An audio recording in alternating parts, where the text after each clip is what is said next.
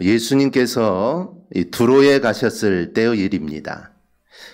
그 지방에 가셔서 아는 사람의 집에 우리 주님이 들어가셨는데 24절을 보면 아무도 모르게 하시려 했다라고 말을 합니다. 아마 예수님께서 제자들과 함께 다니면서 이 병자들을 고치시고 또 귀신을 내쫓으면서 하나님의 나라를 전파하시다가 이때는 잠시 쉬시려고 그렇게 했던 것 같습니다. 예수님의 일정은 매우 고단합니다. 그래서 예수님에게도 이 쉼이라는 게 필요하죠. 그런데 아무도 모르게 이 두로의 한 집에 머무르신 겁니다. 하지만 예수님의 이런 의도는 번번이 실패합니다. 이 사람들 모르게 가려고 해도 사람들이 용하게 알고는 예수님이 가시는 곳으로 따라옵니다. 어느 때는 예수님보다 먼저 가서 예수님을 기다리는 일들도 있습니다. 이번에도 마찬가지입니다. 두로에서 한 여인이 예수님을 먼저 알아보고는 조용히 있는 예수님에게 다가옵니다. 오늘 본문을 보면 이 여인은 헬라인이요 수로보니게 족속이다라고 이야기를 합니다. 헬라인이라고 하는 것은 이 여인이 헬라어를 사용하는 자 또는 헬라 교육이나 헬라 문화에 영향을 받은 자라는 것을 의미합니다. 즉 그녀가 상당한 지성을 갖춘 여인이라는 것을 의미하죠. 그녀는 헬라인으로서 긍지와 또 자부심을 가지고 있었던 여인입니다. 이 수로보니게는 시리아와 페니키아의 합성어인데 시리아 지역에 사는 페니키아 사람이라는 뜻입니다. 이방 지역이라는 뜻이죠. 그리고 이 지역은 이 상업과 무역이 왕성한 정말 부유한 지역입니다. 하지만 겉으로는 부유했지만 헬라 문화에 젖어서 난잡한 성문화와 우상 숭배가 만연한 곳이 이 수로보니게라는 지역입니다. 또 마태는 이 여인을 가나안 여인이라고 소개를 하죠. 유대인들은 가나안 사람을 개나 돼지처럼 취급을 합니다. 그리고 이 유대인들은 이 가나안 사람들이 사는 지역은 아예 발을 디뎌놓지도 않습니다. 그런데 수로보니게 족속도 마찬가지입니다. 즉 유대인들이 가나안 사람들을 이렇게 취급하듯이 수로보니게 즉 가나안 사람도 동일합니다. 유대인을 바라보는 눈이 곱지 않다는 것이죠. 그래서 서로는 서로를 경멸하고 마치 원수처럼 지내는 그런 사이입니다. 그런데 그 여인이 예수님의 소문을 듣고 와서 유대인인 예수님의 발 앞에 엎드립니다. 그리고 자신의 딸에게서 귀신을 내쫓아달라고 아주 간절하게 간구를 합니다. 그런데 27절을 보면 예수님께서 여인의 간청에 대답하기를 자녀로 먼저 배불리 먹게 할지니 자녀의 떡을 취하여 개들에게 던짐이 마땅치 아니하니라 라고 하십니다. 당신께서 하실 일은 이방인보다는 유대인에게 먼저 복음을 전하는 일이라는 것이죠. 한마디로 도와줄 수 없다라는 것입니다. 내가 도와줄 능력이 있어도 안 도와주겠다는 것입니다. 능력이 없어서 안 도와주는 게 아니라 나는 능력이 있어도 너를 도와줄 수 없다라는 것이죠. 그러면서 이 여인을 개로 취급을 합니다. 여기서 개들이라고 표현되어 있는데 이 표현은 앞에서 사용된 유대인을 의미하는 자녀와 대조적으로 이방인을 가리키는 겁니다. 특히 그 시대 사람들이 이방인을 개처럼 취급했는데 예수님도 이방인들이 말하는 것과 똑같이 그대로 따라 우리 주님이 말씀하신 것이죠. 그런데 예수님께서 이렇게 행동한 적이 한 번도 없습니다. 우리 주님은 누구라도 주님께 나와서 간구하고 도움을 요청한 사람을 외면한 적이 없습니다. 언제든지 그들을 불쌍히 여겨서 그들의 병을 다 고쳐주셨죠. 그런데 예수님은 왜 이 수로보니게 여인은 왜 이렇게 단호하게 거절하셨을까요? 예수님께서 인종차별을 하신 것일까요? 얼마 전에 유대교 회당장인 야이로가 어린 딸을 위하여 간구할 때는 예수님이 가던 길이었지만 흔쾌히 그를 따라 나섰습니다. 그런데 이번에는 이방 여인의 간구에는 아주 단호하게 주님이 거절을 하시죠. 마태복음에는 나는 이스라엘 집에 잃어버린 양 외에는 다른 데로 보내심을 받지 아니하였노라 라고 말씀을 합니다. 여러분 이것은 확실한 인종차별이죠. 유대인이 간구했을 때는 유대인의 집까지 갔는데 이방인이 강구하니까 단호하게 거절을 합니다. 사람들이 봤을 때는 인종차별한다라고 볼 수밖에 없습니다. 우리는 이 본문을 대하면서 자비하신 예수님의 말이라고는 우리가 도저히 이해할 수가 없습니다. 이해가 되지 않죠. 예수님의 여인의 형편 아마 분명히 알고 계실 겁니다. 이 여인이 어떤 여인이고 그리고 어떠한 삶을 살았는지 우리 주님은 다 알고 계실 겁니다. 그런데 주님의 이러한 말은 이 여인의 마음을 난도질하는 것입니다. 이 여인의 입장에서는 그리 마음 편하게 들을 수 있는 말이 아니죠. 그런데 여인이 보이는 반응이 놀랍습니다. 예수님께서 떡을 취하여 자녀들에게 주지 개들에게 주는 것이 마땅치 않다라고 하자 이 여인은 그 말을 그대로 받아서 주여 올소이다마는 상아의 개들도 아이들이 먹던 부스러기를 먹나이다라고 대답을 합니다. 자신을 개라고 여겨도 좋다라는 것이죠. 하지만 개들도 주인의 상에서 떨어지는 음식을 먹지 않습니까? 바로 그 주님의 은혜라도 나에게 베풀어 주옵소서라고 간청을 합니다. 예수님은 이 여인의 대답이 범상치 않음을 느낍니다. 그래서 여인에게 돌아가라고 하죠. 귀신이 딸에게서 나갔다라는 것입니다. 여자가 집으로 돌아가 본즉 정말 아이가 침상에 누워 있는데 귀신이 이미 나간 뒤였습니다. 즉 예수님이 말씀하시는 그 순간 그 아이에게서 귀신이 나간 것이죠. 이야기에는 여러 가지 초점이 있지만 우리는 이야기를 통하여 수로보니게 족속의 한 여인, 즉 이방 여인의 기도를 보게 됩니다. 오늘 이야기는 예수님과 여인의 대화이지만 이거는 이 여인의 예수님을 향한 기도의 모습입니다. 우리는 이 기도를 통하여 우리의 내 자신의 기도를 우리는 점검해 볼 수 있습니다. 어떤 것을 우리가 점검해 볼 수 있을까요? 첫째는 누구를 위한 기도인가를 봅니다. 기도는 대부분 문제를 안고 하나님께 나가는 것을 의미합니다. 이때 문제들은 어떤 문제가 많을까요? 대부분 내 자신의 문제가 많습니다. 자기 자신의 필요를 갖고 기도하는 것이 일반적인 기도의 모습입니다. 이 목회자가 아닌 이상 그리고 또 이 도곡이다의 기도에 은사를 받지 않은 이상 기도는 자기 자신을 위하여 기도하기 마련입니다. 우리는 당연히 기도할 때 내 자신을 위해 기도해야 합니다. 어쩌면 오늘 수로보니게 여인의 이 기도 역시 귀신 들린 자신의 딸을 위한 기도라는 점에서 이 기도 역시 자신의 기도를 했다라고 볼 수가 있습니다. 엄밀한 의미에서 이 여인과 딸은 독립적인 그런 개체이지만 그렇다고 이 독립적인 관계라고 볼 수가 없죠. 왜냐하면 정말 사랑하는 딸이고 그 딸을 위한 기도이기 때문에 이 여인의 기도 또한 자신의 기도다라고 할 수가 있습니다. 이 여인에게 딸은 정말 자신과 다름없는 정말 사랑하는 딸이기 때문이죠. 그래서 귀신 들려 고생하는 딸의 고통이 자신의 고통과 마찬가지입니다. 다른 사람을 위하여 기도한다고 할 때 바로 이 점이 중요합니다. 우리가 단순하게 다른 사람을 위한 기도는 맹목적일 수 있습니다. 기도의 의미를 담아서 간절하게 기도하지를 못하죠. 왜냐하면 기도하는 그 대상에 대해서 아무런 유대감이 없기 때문입니다. 누군가가 나에게 기도를 부탁하고 누군가가 자신의 자녀들의 기도를 부탁할 때 나와의 아무런 유대감이 없기 때문에 그 기도는 어찌 보면 간절함이 줄어들 수밖에 없죠. 내 자녀를 위한 기도와 다른 사람의 자녀를 위한 기도는 같을 수가 없습니다. 나 잘 모르는 사람이고 그 사람과 유대감도 없으니 간절하게 기도할 수가 없다라는 것이죠. 맹목적일 수 있습니다. 그저 기도를 부탁했으니 그냥 기도하는 그런 모습일 수밖에 없죠. 그런데 오늘 본문에서 수로보니게 여인의 기도는 어떻습니까? 이 여인의 기도가 그냥 막연한 기도입니까? 아닙니다. 이 여인의 기도는 정말 간절했습니다.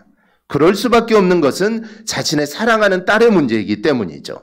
우리가 누군가를 위해 기도한다면 아무렇지 않은 상대를 위하여 기도할 수 없습니다. 그런 기도는 여러분 힘이 없습니다. 그리고 이 중언부언한 기도가 될 수밖에 없죠. 그냥 의무감의 기도에 지나지 않습니다. 그럼 기도의 내용이 간절한 기도는 어떨 때 이루어질까요? 그 대상을 정말 사랑할 때 간절한 기도가 이루어집니다. 대개 위대한 신앙의 유인들을 보면 그들의 어머니가 그들을 위하여 간절히 기도했던 것을 봅니다. 그 대표적인 사람이 이 어거스틴이죠. 그런데 그는 젊어서 방탕과 혼돈 속에서 그는 살아가고 있었습니다. 그는 정식으로 결혼하기 전에 여인과 동거하여 이 사생활을 낳기도 했고, 그 당시 기독교에서 이단으로 찍혔던 만이교에 그는 흠뻑 취하기도 했습니다. 그러던 그가 32살에 소나기 같은 눈물을 흘리며 회개하고 돌아섰고 결국 기독교 사상에서 우뚝 서는 존재가 됩니다. 어떻게 이런 일이 일어났을까요? 그의 유명한 참회록에서 그는 이렇게 말을 합니다. 나를 위해 펼쳐주신 당신의 손은 이 깊은 흑암으로부터 나를 건져주셨습니다. 이는 나의 어머니가 무릎 꿇고 눈물로 당신께 기도한 까닭입니다. 당신의 신실한 여종인 나의 어머니는 보통 어머니들이 죽은 자식을 위해 우는 것보다도 살아있는 나를 위해 더 울었습니다. 어머니께서 늘 기도하던 곳은 눈물로 바닥이 흥건히 젖곤하였습니다. 하나님은 자식을 위해 흘린 눈물의 기도를 들어주셨고 그 눈물을 멸시하지 않으셨습니다. 이처럼 어거스틴의 어머니 모니카는 아들을 정말 사랑하여 그를 위하여 기도했습니다. 하나님께서는 그 기도를 들으심으로 어거스틴에게 하나님의 은혜를 부어주었던 것이죠. 누군가를 위하여 기도한다는 것은 그를 정말 사랑한다라는 것을 의미합니다. 그렇지 않으면 의미 있는 기도를 할 수가 없습니다. 그럼 여러분들은 다른 사람을 위하여 기도하십니까? 그냥 의붕함으로 하는 기도 말고 정말 간절하게 다른 사람을 위하여 기도한 적이 있습니까? 정말 내가 사랑해서 내 자녀가 아니더라도 정말 다른 사람을 위해서 정말 예갈 끊는 기도를 여러분 한 적이 있습니까? 우리를 세상 사람들보다 먼저 부르신 이유가 바로 여기에 있습니다. 이제 나 자신만을 위해서 기도하는 것이 아니라 나 아닌 다른 사람들을 위해서 기도해야 합니다. 그런데 그 기도는 진정으로 사랑하는 마음으로 해야 합니다. 그래야 그 기도가 의미가 있지. 그런 마음이 없이 내가 기도한다면 그 기도는 아무런 능력이 나타나지 않습니다. 특별히 우리는 우리의 자녀들의 구원을 위해 우리는 엎드려야 합니다. 사실 우리가 아무리 노력한다고 해도 우리 자녀들을 구원에 이르게 할 수는 없습니다. 새롭게 되는 것은 사람의 능력으로 되는 게 아닙니다. 이 모든 역사는 하나님께 속한 일이죠. 우리가 자녀들에게 기독교 교육을 가르칠 수 있습니다. 자녀들로 하여금 말씀을 듣게 하고 또 자녀들로 하여금 하나님 안에서 자라게 할 수 있습니다. 그런데 우리가 그들에게 하나님을 사랑하는 마음을 심어줄 수는 없습니다. 우리가 아무리 교육을 시키고 아무리 우리가 그들을 하나님 앞으로 이끈다고 해도 그들 마음에 하나님의 사랑을 내가 심어줄 수는 없습니다. 그러나 우리가 할 수 있는 게 있죠. 그게 바로 자녀들을 위해 기도하는 것입니다. 우리가 자녀들을 위해 쉬지 않고 기도할 때 하나님께서는 성령으로 그들의 마음을 변화시키고 하나님을 사랑하며 그리스도를 믿는 자로 하나님께서 자녀들을 세워주시는 겁니다. 그러한 의미에서 자녀들을 위해 기도하는 것은 우리가 자녀들을 위해 할 수 있는 가장 소중하고 가장 가치 있는 일입니다. 물질적인 유산이나 교육 이런 것들은 자녀들에게 세상에서 일시적인 유익을 줄 수 있죠. 우리가 자녀들에게 교육을 시킴으로 또 아니면 유산을 물려줌으로써 자녀들이 세상에서 일순간은 유익을 얻을 수 있습니다. 하지만 그들을 위한 기도는 그들로 하늘에서 영원한 축복을 누리게 한다는 것을 우리가 잊지 않기를 바랍니다. 여러분 자녀들을 위해 기도하고 계십니까? 아마 기도하시겠죠. 그러면 여러분 간절하게 기도하십니까? 자녀를 위해 우리는 엎드려야 하고 또 기도해야 합니다. 여러분 간절하게 기도하십시오. 그것도 오늘 이 수로보니게 여인처럼 그리고 어거스틴 어머니 모니카처럼 여러분 간절하게 기도할 수 있기를 바랍니다. 그러면 그 기도는 절대로 헛되지 않을 것입니다. 하나님께서 우리 자녀들의 앞길을 지켜주시고 인도해 주실 겁니다. 이 자녀들뿐만 아닙니다. 여러분의 아내와 또 남편, 또 여러분의 친구, 또 옆에 있는 우리 성도들을 위해 간절히 기도하시기를 바랍니다. 내가 정말 진정으로 사랑하기 때문에 간절히 기도하는 우리 성도들이 될 수 있기를 바랍니다. 정말 사랑하면 여러분 간절해질 수밖에 없습니다. 정말 사랑하면 간절해질 수밖에 없죠. 사랑하는 만약에 가족이나 사랑하는 우리의 자녀들이 정말 죽게 되었다면 우리의 기도는 정말 간절해질 수밖에 없습니다. 누가 말하지 않아도 기도할 수밖에 없죠. 간절해질 수밖에 없습니다. 정말 사랑한다면 우리의 기도에 간절함이 묻어나온다라는 것이죠. 그러므로 우리 모두 정말 하나님 앞에 기도할 때 내가 정말 간절한 마음으로 기도하고 있는지 오늘 내 자신을 다시 한번 점검해 볼 수 있기를 바랍니다. 사랑하는 가족뿐만 아니라 내가 정말 모든 사람들을 위해 기도할 때 그 기도에는 정말 이러한 간절함이 묻어 있어야 합니다. 그래야 그 기도가 능력의 기도가 된다라는 사실을 우리가 잊지 않기를 바랍니다. 둘째는 무엇을 구하는 기도인가를 봅니다. 야고보와 요한의 어머니는 어떤 내용으로 예수님께 간청을 했습니까?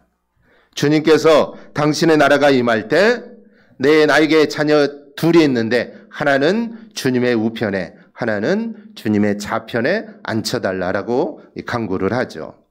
이 여인도 자녀를 위해서 기도했습니다. 이 수로보니게 여인도 자녀를 위해 기도했고 오늘 이 야고보와 요한의 어머니도 자녀를 위해 기도했지만 그 내용은 그저 자녀들의 영광과 영화만을 위한 기도였습니다. 야고보와 요한의 어머니가 기도해서 응답받은 내용이 뭘까요? 네가 구하는 것을 네가 알지 못한다라고 주님이 말씀을 하십니다. 이들은 사실 예수님의 인척입니다. 친척이죠. 다른 제자들도 아마 이런 간청을 하고 싶었을 겁니다. 주님, 선생님, 주님의 나라가 임할 때 나를 정말 주님의 우편에 아니면 주님의 좌편에 그거 아니더라도 좀 중요한 자리에 저를 좀 앉혀주십시오. 제가 주님을 3년 동안 이렇게 열심히 따라다니지 않았습니까? 아마 제자들도 그렇게 말하고 싶었을 겁니다. 그런데 다른 제자들은 그렇게 말할 수 있는 인적인 인프라가 없습니다. 기댈 곳이 있어야 되는데 다른 제자들은 그런 기댈 곳이 없었기 때문에 말하지 못한 것이지 그들 또한 말하고 싶었을 것입니다. 여러분, 예수님의 친척이라면 예수님의 마음을 더 알아야 되지 않겠습니까? 그런데 이들은 예수님의 말씀대로 지금 자신들이 무엇을 구하는지도 모르고 구하는 것이죠. 예수님의 좌우편에 앉는 것은 무엇을 의미할까요? 주님과 함께 고난을 당하는 것입니다. 주님과 함께 영광을 얻는 것이 아니라 주님이 가시는 길을 함께 그 십자가의 길을 함께 가는 것이 주님의 좌편과 주님의 우편입니다. 그런데 그들은 자신이 구하는 것이 무엇인지도 모르고 그냥 영광스럽게를 바라고 그들은 구하는 것이죠. 그래서 주님이 너희가 지금 구하는 것이 뭔지도 모르고 너희는 구한다라고 주님이 말씀하는 것입니다. 여러분, 세상에서 부귀 영광 누리려고 기도하는 것은 결국은 자신이 지금 무엇을 구하는지도 모르고 구하는 기도와 같습니다. 자기의 미래를 놓고 기도하더라도 자기의 유익을 위해서가 아니라 하나님께서 사용하시는 목적이 이루어지기를 위해서 기도해야 합니다. 그런데 우리의 기도는 대부분 자기의 유익을 위해서만 기도합니다. 그래서 기도의 내용이 늘 주옵소서입니다. 시험에 합격하게 해달라고 아니면 취업이 되게 해달라고 사업에 성공하게 해달라고 기도합니다. 그런데 이런 기도가 틀렸다는 게 아닙니다. 기도는 내 소원을 하나님께 아뢰기 때문에 이게 내 소원이면 이것을 하나님께 아뢰는 거 이거는 당연한 것이죠. 그런데 이렇게 기도해서 그 기도가 이루어지면 어떻게 할 거냐가 중요한 겁니다. 시험에 합격하고 내가 취업이 되고 내 사업이 성공했습니다. 그러면 그 이후에 그것을 가지고 여러분 무엇을 하시겠습니까? 내가 잘 먹고 잘 살기 위함입니까? 아닙니다. 그래서 우리의 기도는 주옵소서, 해결해 주옵소서라고 끝나서는 안 된다는 것이죠. 그 모든 일을 통해 하나님의 뜻이 이루어지게 해달라고 기도해야 합니다. 내가 사업에 성공해서, 아니 내가 취업을 해서, 내가 시험에 합격해서 이제는 이것을 가지고 하나님의 뜻이 이루어지게 해달라고 기도해야 되고, 하나님이 사용하시고자 하는 목적대로 이끌어 달라고 우리는 기도해야 합니다. 하나님, 시험에 합격하지 않아도 좋습니다. 취업이 안 돼도 좋습니다. 사업이 실패해도 좋습니다. 하지만 하나님이 사용하시는 목적대로 이끌어 주옵소서. 우리의 기도는 이래야 한다라는 것이죠. 그래야 그 기도가 우리 하나님이 기뻐하시는 이 기도가 되는 것입니다. 오늘 수로보닉의 여인은 단순히 영화를 위한 기도가 아니라 영적인 은혜를 구하는 기도였습니다. 그것은 주님께 은혜 받아 귀신에게 놓여지기를 위한 것입니다. 예수님께서 병을 고치고 귀신을 쫓아내는 것은 단순히 한 영혼의 영광을 위한 것이 절대로 아닙니다. 주께서 이런 일을 한 것은 하나님의 나라가 이루어지게 하기 위함입니다. 즉 하나님의 나라는 이런 곳이라는 것이죠. 귀신이 쫓겨나가고 병든 자가 낫고 하나님 말씀이 선포되는 곳, 바로 이런 곳이 하나님의 나라다라는 것입니다. 이것을 알게 하시기 위해서 주님께서는 병자도 고치고 귀신도 쫓아내 주신 것입니다. 즉 병을 고치고 귀신을 내쫓음으로 그 영혼들이 이제는 하나님의 통치자로 모시고 살아가는 삶을 살도록 하신 것이죠. 지금 수로보닉의 여인의 기도는 바로 이 지점과 맞물려 있습니다. 그래서 이게 영적이라는 것입니다. 우리가 영적이라고 하면은 무언가 신비하고 무언가 오묘한 것들을 생각하기 쉬운데, 여러분 영적인 것은 절대로 그런 게 아닙니다.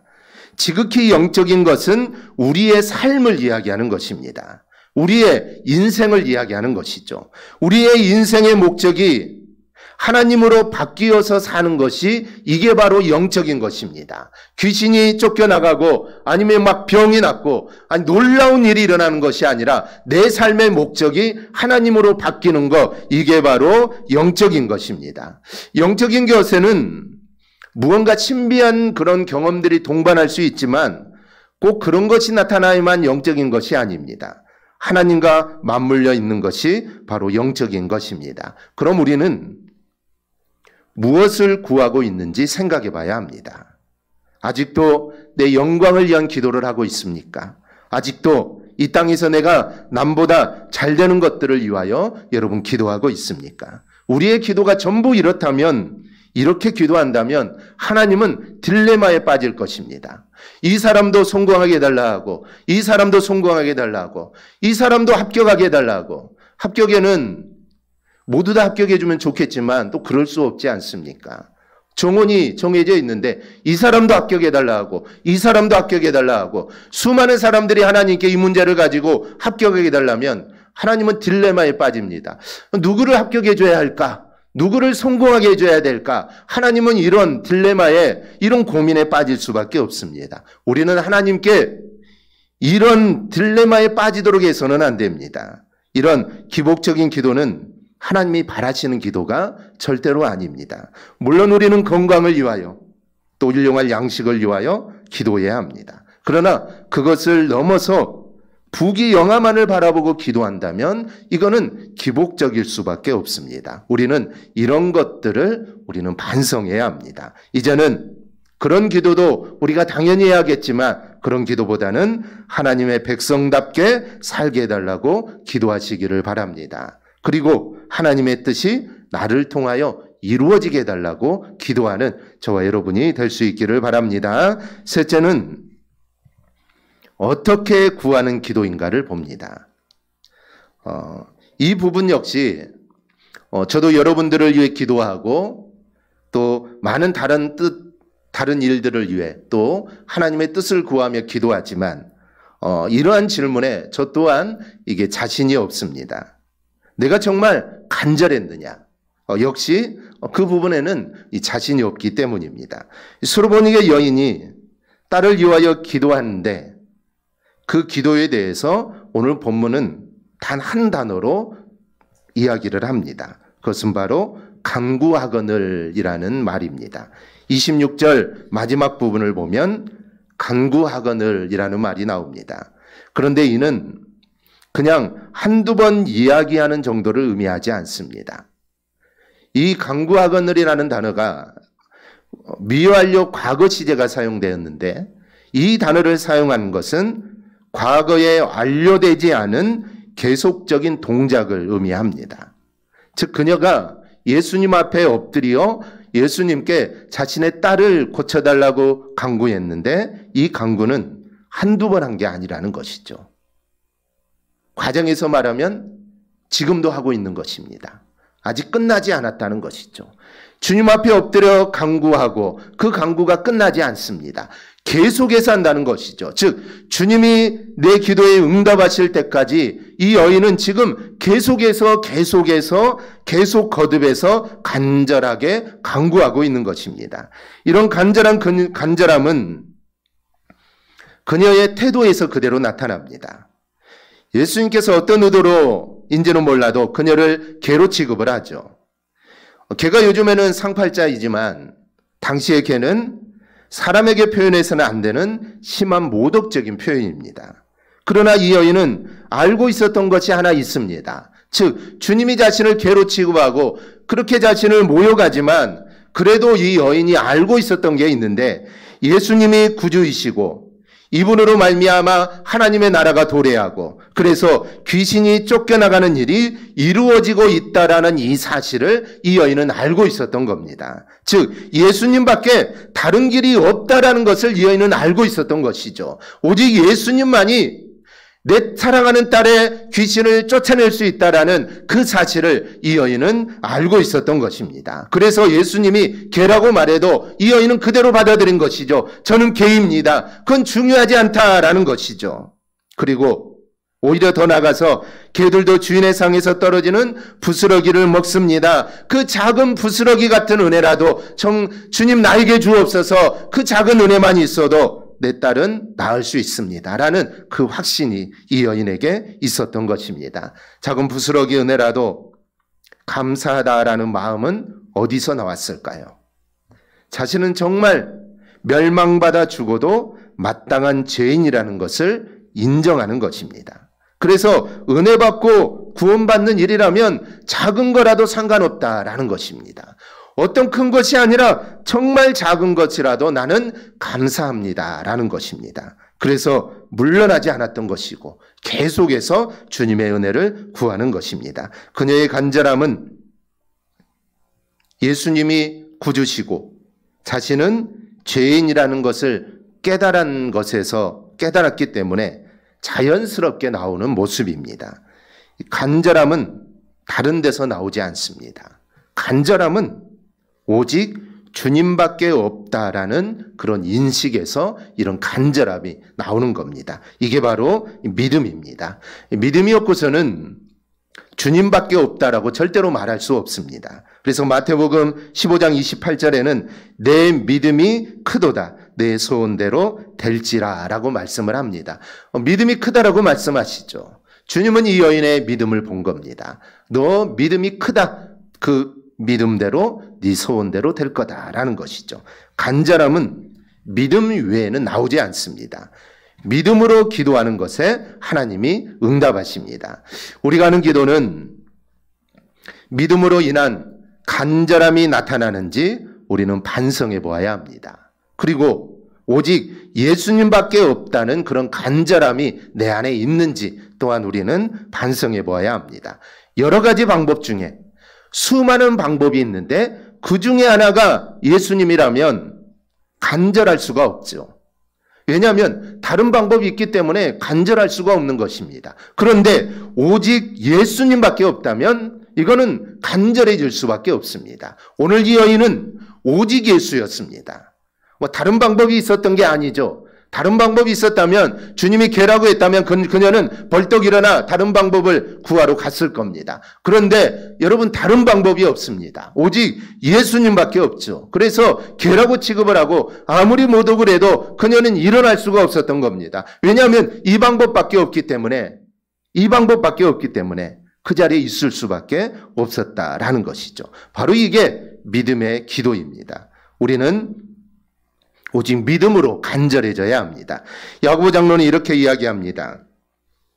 너희가 얻지 못함은 구하지 아니하기 때문이요 구하여도 받지 못함은 정욕으로 쓰려고 잘못 구하기 때문이라. 기도는 하나님께서 우리에게 주신 문제 해결의 열쇠입니다. 그러나 이 열쇠는 사용하는 방법이 있습니다. 나의 욕심을 채우기 위하여 사용하면 안 됩니다.